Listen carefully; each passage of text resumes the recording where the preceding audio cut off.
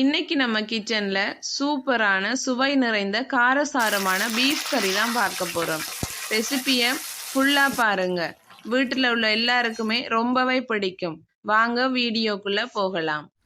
நான் இன்னைக்கு 1 kilo beef இறைச்சி தான் எடுக்கிறேன். அதுக்கு ஒரு பெரிய பாத்திரத்தில் வேண்டின பீஃப் இறைச்சியை மாற்றிக்கொள்ளுவோம். நல்ல சதையுள்ள பாருங்கள், ஃப்ரெஷ்ஷாக எடுத்துருக்குறேன். நல்ல சதையோடு இப்படி எடுத்துக்கொள்ளுங்க. என்னென்னு சொன்னால், நீங்கள் இப்போ கடையில் இருந்து ஃப்ரிட்ஜில் வச்சது அப்படி எதுவும் வேண்டிங்கன்னு சொன்னால், நீங்களும் சில வேலை வேண்டி ஃப்ரிட்ஜில் வைப்பீங்க. அப்படி வச்சா டேஸ்ட் இல்லாமல் போயிடும். இந்த பீஃப் இறைச்சி எல்லாமே நீங்கள் எவ்வளவு ஃப்ரெஷ்ஷாக வேண்டுறீங்களோ அந்தளவுக்கு கறி ரொம்பவே டேஸ்டியாக இருக்கும்.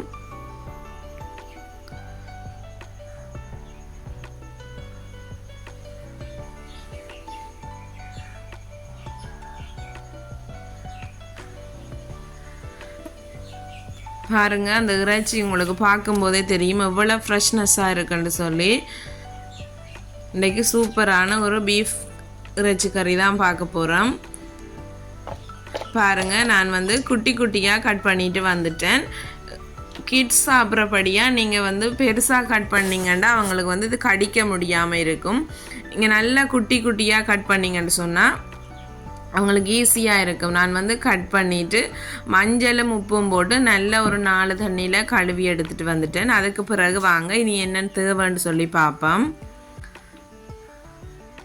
ரம்பையில் எக்ஸ்ட்ராவாக எடுத்துட்டுருக்கிறேன். கருவேப்பமில்லை, பச்சை மிளகாய், தக்காளி பழம் ஒரு 2 மீடியம் சைஸ் தக்காளி பழம், வெள்ளைப்பூடு, இஞ்சி தட்டி வச்சுருக்கிறேன். அதே மாதிரி பெரிய வெங்காயம் ஒரு 1.5 பாதி மீடியம் சைஸ் பெரிய வெங்காயத்தை குட்டி குட்டியாக கட் பண்ணி வச்சுருக்கிறேன். ஒரு சட்டி அடுப்பில் வச்சுட்டு சட்டி காஞ்சது எண்ணெய் சேர்த்துக்கொள்ளுங்க. இதில் குட்டி குட்டியாக நான் டிப்ஸ் சொல்கிறேன், அதையும் பார்த்துக்கொள்ளுங்க. அதோடு சேர்த்து இந்த எண்ணெய் காஞ்சதும் கொஞ்சமாக சோம்பு சேர்த்துக்கொள்ளுங்க.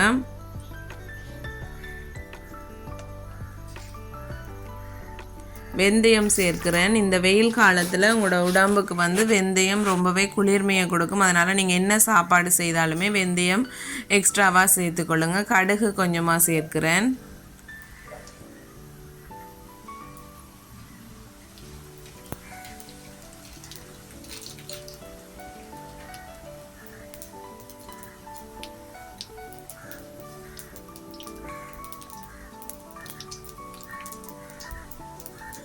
இது நல்லா பொரிஞ்சு வந்தோன்னா பட்டை வகைகள் எல்லாமே சேர்த்துக்கொள்ளுங்க. அன்னாசிப்பூ, மற்ற கிராம்பு, ஏலக்காய், ஜாதிக்காய் எல்லாமே சேர்த்துக்கொள்ளுங்க. அது எல்லாத்துலேயுமே நான் ஒரு துண்டு தான் சேர்க்கிறேன். இந்த கறிக்கு பட்டை துண்டு கொஞ்சம் எக்ஸ்ட்ராவாக சேர்த்துக்கொள்ளுங்க. ரொம்பவே டேஸ்டியாக நல்ல வாசமாக இருக்கும்.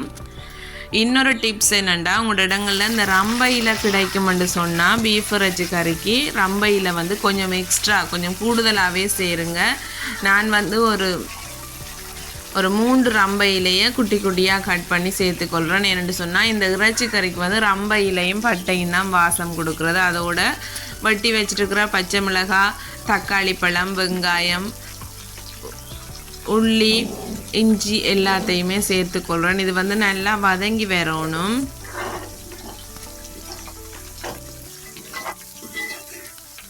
நல்லா ஒருக்கா மிக்ஸ் பண்ணி விடுங்க. இந்த பீஃப் இறைச்சி கறியும் நீங்கள் வெட்டிட்டு நல்லா வாஷ் பண்ணுங்கள். கல்லுப்பும் மஞ்சளும் சேர்த்து நல்லா ஒரு 3 தண்ணியில் நல்லா அலசி கிட்ஸுக்கு கொடுக்குறபடியாக பீஃப் இறைச்சி சமைச்சு கொடுத்தீங்கன்னு சொன்னால் அவங்க ரொம்பவே ஆரோக்கியமாக இருப்பாங்க.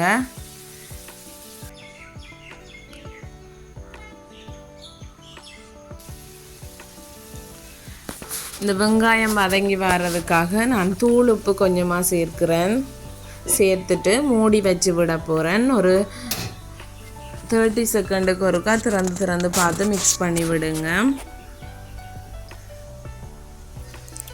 பாருங்கள், நல்லா வதங்கி வந்துட்டு தக்காளி பழம் போட்டதே தெரியல, அந்தளவுக்கு நல்லா மசிஞ்சு வந்துட்டுது. இந்த டைமில் நான் கழுவி வச்சுருக்கிற இறைச்சியை சேர்த்துக்கொள்கிறேன்.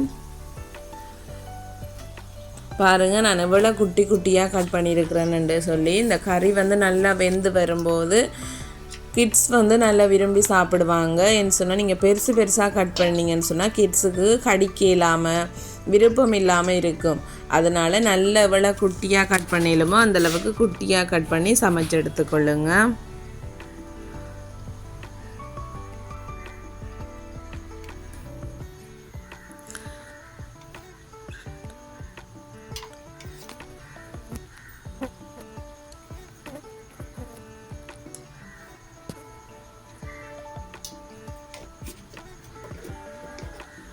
நான் வந்து பாருங்கள் கறி மிளகாத்தூள் வந்து ஒரு சின்ன டேபிள் ஸ்பூனில் வந்து ஒரு 6 கரண்டி சேர்த்துனா அது வந்து பெரிய டேபிள் ஸ்பூனில் 1 கிலோ இறைச்சிக்கு வந்து ஒரு 3-4 டேபிள் ஸ்பூன் உங்களோட உரைப்புக்கு எப்படி இருக்கோ அதே மாதிரி சேர்த்துக்கணும். நாங்கள் வந்து நல்ல காரசாரமாக நல்ல உரைப்பாக தான் சாப்பிட்றது. அதனால் நான் வந்து பெரிய டேபிள் ஸ்பூனில் ஒரு 4 ஸ்பூன் சேர்த்துருக்குறேன்.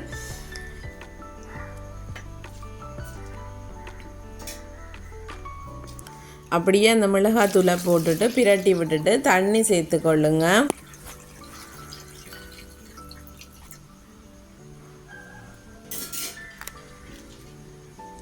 தண்ணி சேர்த்துட்டு அந்த இறைச்சி ஒருக்கா மிக்ஸ் பண்ணி விட்டுட்டு அப்படியே நல்லா அவிய விடுங்க. அந்த போட்டிருக்கிற கரம் பட்டை வகைகள் ரம்பையில் எல்லாமே சேர்ந்து அதில் நல்ல வாசமாக வரும். இதில் மிளகாத்தூள் மட்டும்தான் நான் சேர்த்துருக்கிறேன், வேறு எந்த ஒரு மசாலா தூளுமே சேர்க்கையில். அந்த பட்டை வகைகள் ரம்பையிலையில் வாசத்துலேயே அவிஞ்சு நல்ல ஒரு டேஸ்ட் கொடுக்கும். அதோடு சேர்த்து கல் உப்பு சேர்த்துக்கொள்ளுங்க. சேர்த்துட்டு மூடி வச்சு திறந்து ஒருக்கா மிக்ஸ் பண்ணி விடுங்க. பாருங்கள் இப்படி நல்லா கொதி வந்துட்டேன்னு சொல்லி இது வந்து நல்லா கொதித்து வத்தி வரணும். அப்போ தான் இந்த பீஃப் இறைச்சி கறி வந்து ரொம்பவே டேஸ்டியாக இருக்கும்.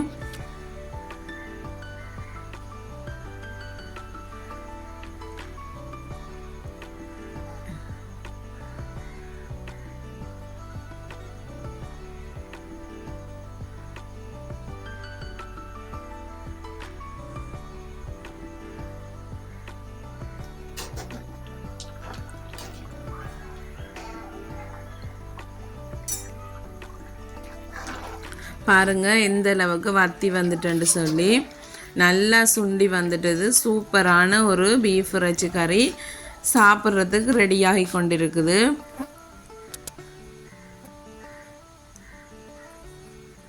இந்த டைமில் வந்து நான் இந்த பட்டை வகைகளை வந்து அரைச்சி இறைச்சி சரக்கு தூள் திரித்து வச்சுருக்கிறேன். அதை வந்து நான் சேர்த்துக்கொள்கிறேன்.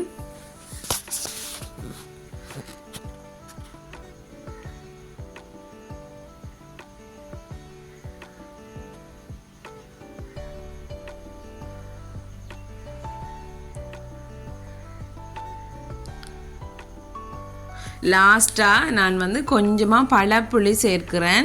நீங்கள் தேசி பழம் இருக்குன்னு சொன்னால் அதில் வந்து ஒரு தேசிக்காயை வந்து வெட்டிட்டு பாதி சேர்த்துக்கொள்ளுங்க. பட் இந்த தேசி பழம் கிடைக்கல, அதனால நான் வந்து பழப்புளி சேர்க்கிறேன்.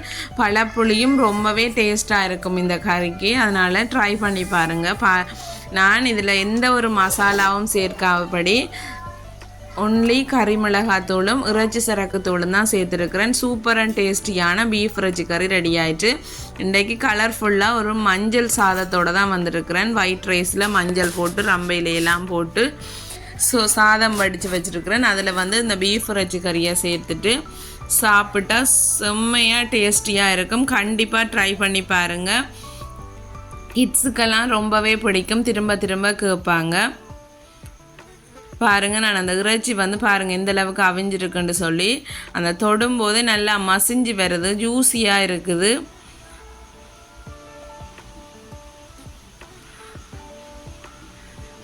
சமையல் தெரியாதவங்க கூட இந்த ஸ்டைலில் ஈஸியாக செய்திடலாம். கண்டிப்பாக ட்ரை பண்ணி பார்த்துட்டு எப்படி இருக்குன்னு சொல்லி கமெண்டில் சொல்லுங்கள். ஓகே ஃப்ரெண்ட்ஸ், இந்த வீடியோ பிடிச்சிருந்தா லைக் பண்ணுங்கள், கமெண்ட் பண்ணுங்கள், ஷேர் பண்ணுங்கள்.